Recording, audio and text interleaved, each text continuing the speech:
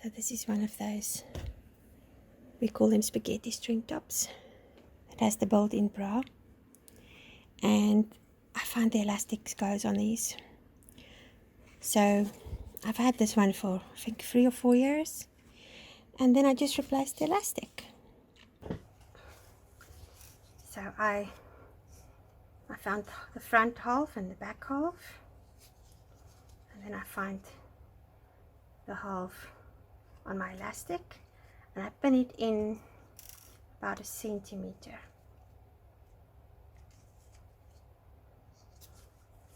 Then I find half again,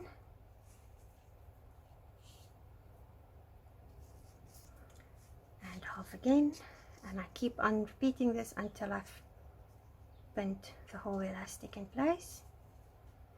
I always say to my students, pins are your friends, use them.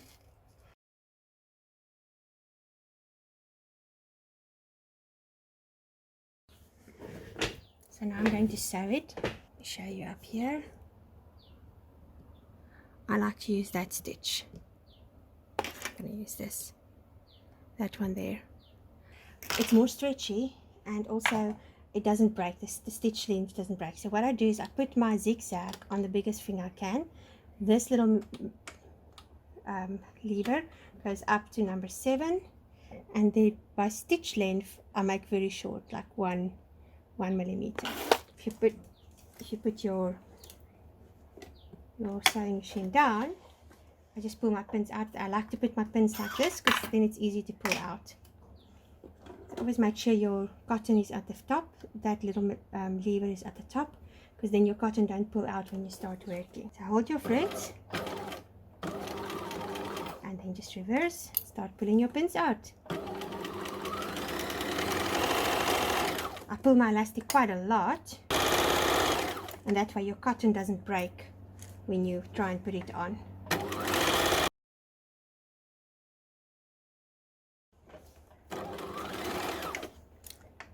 And then I just reverse.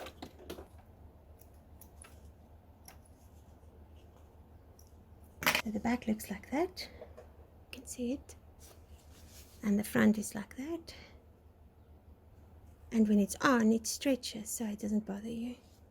So I fitted it, and I remember now this part has always been too long, so I'm just going to fold it up. But before I can do that, I need to unpick a bit more here on the side. There we go, and then you have it done. So I'm going to fold it over like that. To use the same stitch that I did before, but this time I'm going to sew from this side, and I'm going to sew on the edge, and I will just stretch it as I go.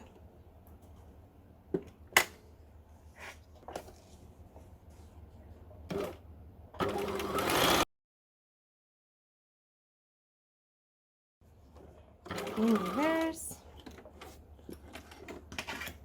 and cut off your excess thread like that,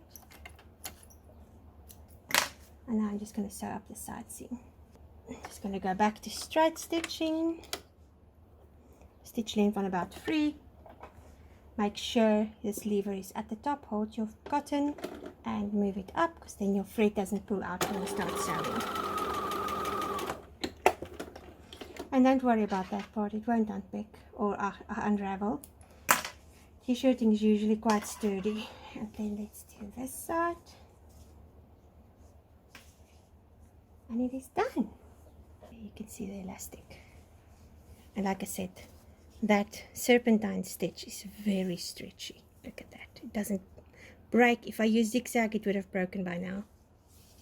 And now I have my top for another 4 years, or until the cotton washes through. There's a little hole there.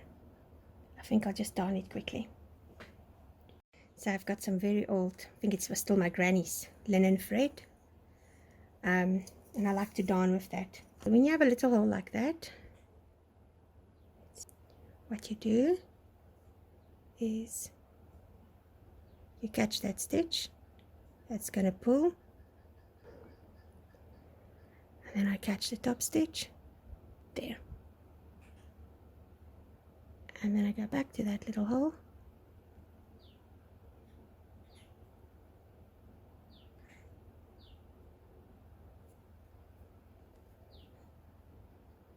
And that's it. It's closed and it's not going to run. Can you see? There. And I tack my cotton to the back. It's easier to do it from the front. You can actually see where the stitches are. I'm just going to sew it in and out a few times. Small little stitches. Because that will hold it from unpicking. And then when I get to this part, I just go through that loop. And that's the final product. You almost can't see it.